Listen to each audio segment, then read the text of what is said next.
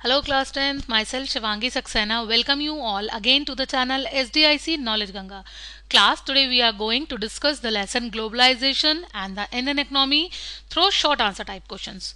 So, the very first question over here is globalization has created new opportunities for companies providing services in India. Explain.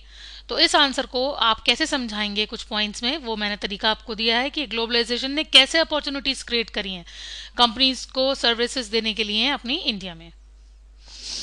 तो globalization has created new opportunities for companies providing services particularly those involving it. ठीक है, इसके पीछे वो host करती हैं services को, जैसे डाटा एंट्री की, अकाउंटिंग की, administrative task, engineering and this all can be done very cheap, मतलब बहुत सस्ते रेट्स में कंट्रीज में जहां पड़ जाता है, such as India are exported to the developed countries. इस तरह की सर्विसेज हमारी इंडिया भी प्रोवाइड करती है बाकी कंट्रीज को। ठीक है, the Indian company producing a magazine for the London based company and call centres are some examples of it. अगर आप देखो कि कहो कि मैम क्या एग्जांपल है हमारा, कि क्या अपॉर्चुनिटी मिली है उन लोगों को, तो इंडियन कंपनी में मैगजीन भी प्रोड्यूस होती है लंदन के लिए, जो कि लंदन बेस्ड है, जो इंडिया में प्रोड्यूस होती है ना। और कॉल सेंटर्स हैं, जैसे कुछ एग्जांपल्स हैं कि इंडिया के रहने वाले लोग भी कॉल सेंटर्स में काम करते हैं जो कि इंडिया के बाहर की कंट्रीज पे बेस्ड है। How is competition benefited people in India? Give any 3 points. तो कंपटीशन ने किस तरह से फायदा हुआ इंडिया के लोगों का, तो हम इन्हें 3 पॉइंट में कैसे समझाएंगे कि कुछ छोटी कंपनीज को नई टेक्नोलॉजी को करने का मौका मिला है, एक्सेप्ट करने का, नई टेक्नोलॉजी के थ्रू काम करने का, अपने प्रोडक्शन के मेथड्स को, काम करने के मेथड्स को एमएनसीज में इम्प्रूव करने के मेथड्स को, और जिसका रिजल्ट ये हुआ है कि उनका प्रोडक्शन स्टैंडर्ड और अच्छा हो चुका है। जॉब ज़्यादा मिली हैं उनकी, क्रिएट हो गई उन सेक्टर्स में, जैसे सेलफोन्स के, automobiles, fast food and banking and insurance etcetera. और कुछ लोग को ग्रेटर चॉइस है एज अ कंज्यूमर्स कि they can afford to buy products of improved quality and lower prices. Quality अच्छी हो और लोअर प्राइस पे सामान मिल जाए तो इससे अच्छी बात ही क्या है। तो ये देखो कितने सारे फायदे हैं हमारे पास इस चीज के। Now next question is how do large companies with huge wealth and power control production across countries explain with example.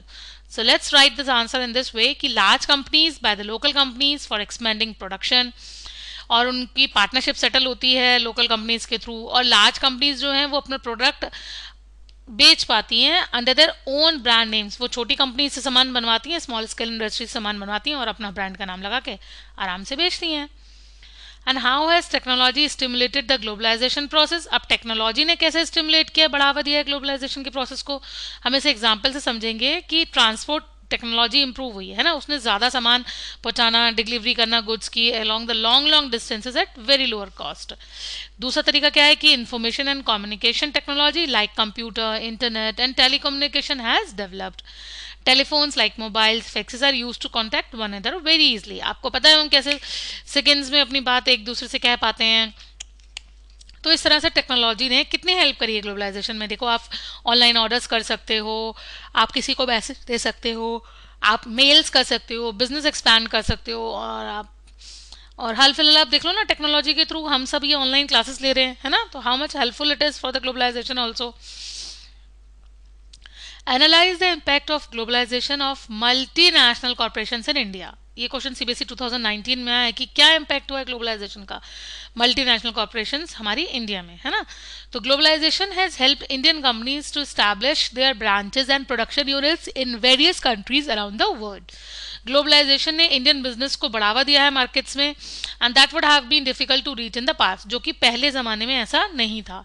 बहुत सारी मल्टीपल बड़ी कंपनियां जो हैं like Ranbaxy, Tata steel, Reliance private limited, Infosys, Asian Paints ETC are now maintaining business relations and partnerships with multinational corporations and local companies of different countries which benefits the Indian economy. जाहिर सी बात है जब इंडियन की company बाहर जाके world wide भी काम करेगी, उनके थ्रू भी अपना बिजनेस बढ़ाएगी, तो हमारी इंडियन इकोनॉमी को तो फायदा होना ही है। Next question, examine any 3 conditions by which should be taken care of by multinational companies to set up their production units. ऐसी कौन सी कंडीशन है जिनका ध्यान रखना चाहिए? तो ये क्वेश्चन 2 बार रिपीट हुआ है, 2017 में भी और 2015 में भी। The factors that encourage the multinational corporations to set up their production units in a particular place are proximity to the markets as it helps them to sell their products easily, और availability हो जाती है हर तरह के लोगों की, skilled है, unskilled labour है, कम सस्ते दामों पर मिल जाती है, कटिंग कॉस्ट होती है उन लोग के प्रोडक्शन के वर्क के लिए, है ना। और जो प्रोडक्शन है जैसे कच्चा माल है, raw materials, water, electricity, transport और भी बहुत सारे मैटर्स हैं जो इजीली प्रोडक्शन और ट्रांसपोर्टेशन को फिनिश गुड्स तक पहुंचाने में उनकी हेल्प करते हैं. Describe any three steps taken by the central and the state government to attract foreign investment in India. ऐसा क्या है जो सेंट्रल गवर्नमेंट ने और स्टेट गवर्नमेंट भी स्टेप्स लिए कि वो फॉरेन इन्वेस्टमेंट को इंडिया के लिए और इनवाइट कर सकें. सीबीएसई 2019 और 2012 दोनों में रिपीट हुआ है. तो क्या क्या स्टेप्स लिए थे हमारी गवर्नमेंट ने कि हमारी गवर्नमेंट ने सेटअप किए इंडस्ट्रियल जोन जिनका नाम रखा गया है स्पेशल इकोनॉमिक जोन्स. इस स्पेशल इकोनॉमिक जोन्स की जो है वो प्रोवाइड करती हैं वर्ल्ड क्लास फैसिलिटीज जैसे इलेक्ट्रिसिटी की, water, road transport, storage, recreational and educational facilities also. ये जो स्पेशल हमारी इकोनॉमिक जोन्स हैं ये कंपनीज को सेटअप करने में अपने प्रोडक्शन का उनको टैक्स नहीं देना पड़ता शुरू के 5 साल तक, है ना. तो इस तरह की भी फैसिलिटी हमारी गवर्नमेंट ने उन्हें दी है. Government has also allowed flexibility in labour laws to attract foreign investment. उन्होंने लेबर लॉज में भी थोड़ी सी ढील दी है, छूट दी है कि हाँ ठीक है बाहर के लोग अगर आके काम करेंगे तो इतने स्ट्रिक्ट रूल्स उनको हमारी लेबर को हायर करने के लिए नहीं है. Describe the contribution of multinational corporations promote globalization. Globalization को प्रमोट करने के लिए क्या कंट्रीब्यूशन है मल्टीनेशनल कॉर्पोरेशंस का. ये क्वेश्चन सीबीएसई 2017 में पूछा गया था. तो देखो MNC sell and produce various products globally. भाई मल्टीनेशनल कंपनी है तो वो पूरे ग्लोबल वे पे अगर आप सोचोगे तो वो सब तरफ अपना सामान बेच रहे हैं, प्रोडक्ट प्रोड्यूस करते हैं, वेरियस प्रोडक्ट्स अपने प्रोडक्ट्स बनाते हैं और वो आपस में एक दूसरे से एक दूसरी कंट्री से कनेक्टेड हैं. उनके मार्केट्स एक्सपेंड हो रहे हैं, उनकी ब्रांचेस अलग अलग कंट्रीज में खुल रही हैं और जिसकी वजह से जो उनका एक्सपेंशन है मल्टीनेशनल कॉर्पोरेशंस का, उनकी टेक्नोलॉजीज और एडवांस होती चली जा रही हैं और उन कंट्रीज की भी वो अपनी टेक्नोलॉजी पहुंचा पा रहे हैं पूरी दुनिया में. MNCs help to boost business in developing and underdeveloped countries and provide employment opportunities to their citizens. Analyze any three factors that make globalization fairer. कोई भी 3 ऐसी बातें बताइए जिससे ग्लोबलाइजेशन आपको ठीक बात लगे कि ग्लोबलाइजेशन होना अच्छी बात है. तो factors that make globalization fairer are companies are attracted towards regions with cheap labor and often exploit them for this purpose. The government can ensure that labor laws are properly. Factors that make globalization fair are कि companies जो attract करती हैं उन regions की तरफ जहाँ पे cheap labour मिले, जहाँ पे उनको उनका पर्पस होता है कि वो कभी कभी एक्सप्लॉइट भी कर लेते हैं कि ठीक है सस्ती लेबर के चक्कर में उन लोग का सही वेजेस नहीं देते कि उनका काम हो जाए. तो गवर्नमेंट ने इंश्योर करे कि जो लेबर लॉ है वो प्रॉपरली लागू किए जा सकें, वर्कर्स को उनका हक मिल सके. गवर्नमेंट को ये चीज़ नेगोशिएट कर लेनी चाहिए वर्ल्ड ट्रेड ऑर्गेनाइजेशंस के कि रूल्स जो हैं फेयर होने चाहिए कि देखिए ग्लोबलाइजेशन के साथ इक्वली बेनिफिशियल हो, हर क्लास हर स्तर के लोगों को इक्वल राइट्स मिल सकें, इक्वल फैसिलिटीज़ मिल सकें. और countries can also align with other developing countries with similar interest to fight against the domination of developed countries in the WTO. तो जो वर्ल्ड ट्रेड ऑर्गेनाइजेशन में जिन डेवलप्ड कंट्रीज का बोलबाला चलता है ना एक टाइप से, तो वो चाहते हैं कि उन सब के साथ अलाइन किया जा सके कि ठीक है सिर्फ उनकी ना सुनी जाए, अंडर डेवलप्ड कंट्रीज की भी सुनी जाए या डेवलपिंग कंट्रीज की भी बात रखी जाए. Elaborate any 3 advantages of multinational corporations. क्या क्या एडवांटेज है हमारी अब मल्टीनेशनल कॉर्पोरेशन के, क्या डिसएडवांटेजेस है ना. Hmm sorry I have to repeat the question again. 3 disadvantage बताइए. अब हर चीज़ की अच्छाई तो नहीं हो सकती ना, कुछ हर चीज़ में अच्छाई है तो बुराई भी हो जाती है. कोई चीज़ किसी के लिए अच्छी किसी के लिए बुरी है. तो इस तरह से अब देखो मल्टीनेशनल कॉर्पोरेशन की क्या बुरी बात है कि MNC ने जो क्या करा है कि वो उन्होंने बंद करना शुरू कर दिए हैं. उनकी वजह से छोटी छोटी यूनिट्स बंद हो गई, उनको काम नहीं मिलता, वो जॉबलेस हो गए हैं. जैसे मैन्युफैक्चरर्स थे हमारे बैटरीज के, कैपेसिटर्स के, प्लास्टिक के खिलौनों के, टायर्स की दुकान होती थी, डेयरी प्रोडक्ट्स होते थे, सब्जी वाला, और इन सबको बहुत ज़्यादा लॉस हुआ है इन मल्टीनेशनल कंपनीज की वजह से. क्योंकि अब देखो जैसे बिग बाजार खुल गया है तो वो भी सब्जी बेच रहा है जी, ब्रांड है तो वहाँ सब्जी बेच रही है और ईजिली ग्रोफर्स हैं तो ये सब सब्जी घर बैठे पहुँचा रहे हैं. तो ये जो छोटे छोटे हॉकर्स हमारे होते थे उन लोग के पास जाना बंद हो गया, उनका बिजनेस खराब हो गया है ना.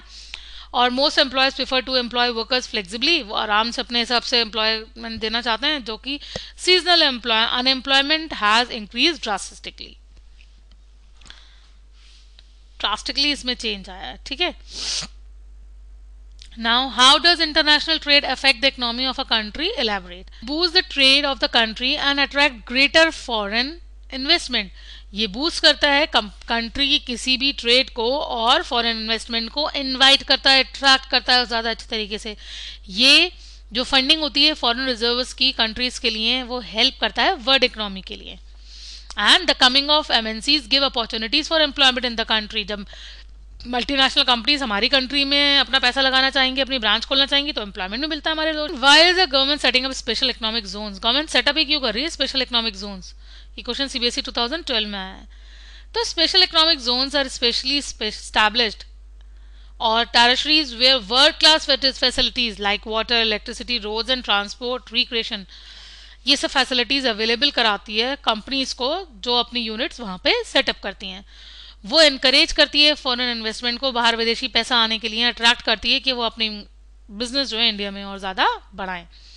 वो फैसिलिटेट करती है कि जो टैक्सेस हैं for the companies which are established है उनको थोड़ी सी छूट मिल सके रेमिटेड हो उनके लिए.